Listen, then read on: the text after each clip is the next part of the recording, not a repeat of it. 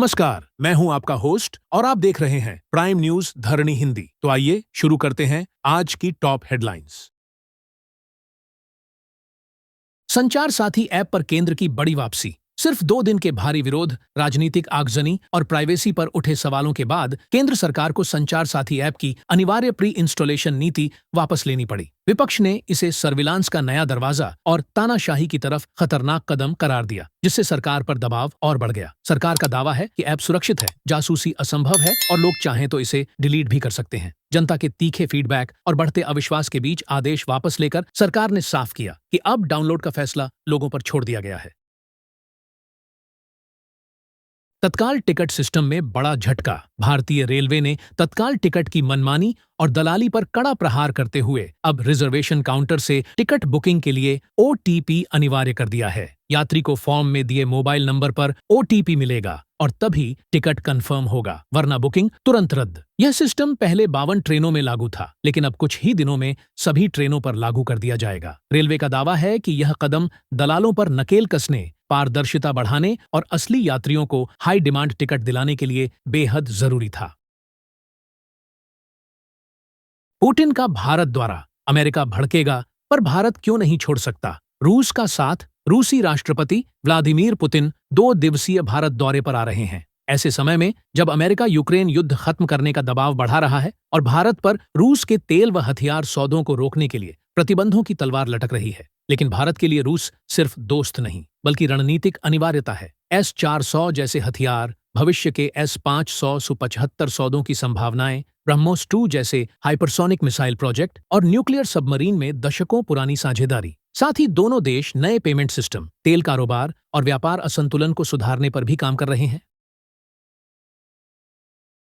सूरत का 18 वर्षीय blogger Prince Patel उर्फ PKR ब्लॉगर अपनी के TM ड्यूक लैला को 140 किलोमीटर प्रति घंटा की रफ्तार पर उड़ाता गया और ग्रेट लाइनर ब्रिज पर मौत से टकरा गया। तेज रफ्तार में बाइक अनियंत्रित हुई। प्रिंस कई बार सड़क पर लुढ़का और टक्कर इतनी भयानक थी कि उसका सिर धड़ से अलग हो गया। हादसे के वक्त उसने हेलमेट तक नहीं पहना था और बाइक सैकड़ों मीटर तक घिसटती चली गई। तेज रफ्तार के वीडियो से मशहूर हुए प्रिंस ने 4 दिन पहले ही एक रील में KTM को लैला और खुद को मजनू बताया था, लेकिन उसी लैला ने उसकी जिंदगी छीन ली। गैस मास्क पहनकर संसद में घुसे विपक्षी नेता। सांसें चुभाने वाली दिल्ली की जहरीली हवा के बीच विपक्षी सांसद आज संसद में गैस मास्क पहनकर घुस गए और मोदी सरकार पर सीधा हमला बोला कि अब बहाने नहीं, तुरंत एक्शन चाहिए। दीपेंद्र हुड्डा ने कहा कि AQI 376 से 400 के बीच झूल रहा है। लोग दम घुटने से परेशान हैं और सरकार सिर्फ राज्यों को दोष देती रहती है। उन्होंने PM मोदी से खुद मोर्चा संभालने और 5 राज्यों के मुख्यमंत्रियों की टास्क फोर्स बनाकर बजट सहित ठोस प्लान लागू करने की मांग की। इधर इंडिया गेट से लेकर अक्षरधाम तक पूरा NCR जहरीले धुएं में डूबा है। कई इलाकों में AQI सेवर श्रेणी में पहुंच चुका है, यानी हवा अब सीधी जानलेवा हो चुकी है।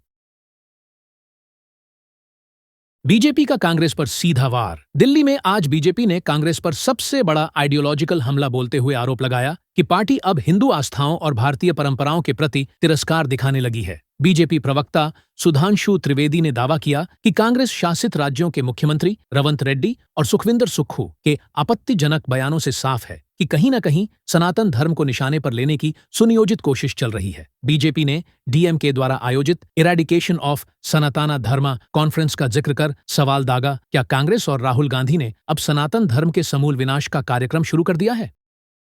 तो दोस्तों, ये थी आज की बड़ी खबर। अगर आपको ये वीडियो पसंद आया हो तो लाइक करें, शेयर करें और प्राइम न्यूज धरणी हिंदी को सब्सक्राइब करना न भूलें। मिलते हैं अगले वीडियो में नई खबर और नई जानकारी के साथ। धन्यवाद।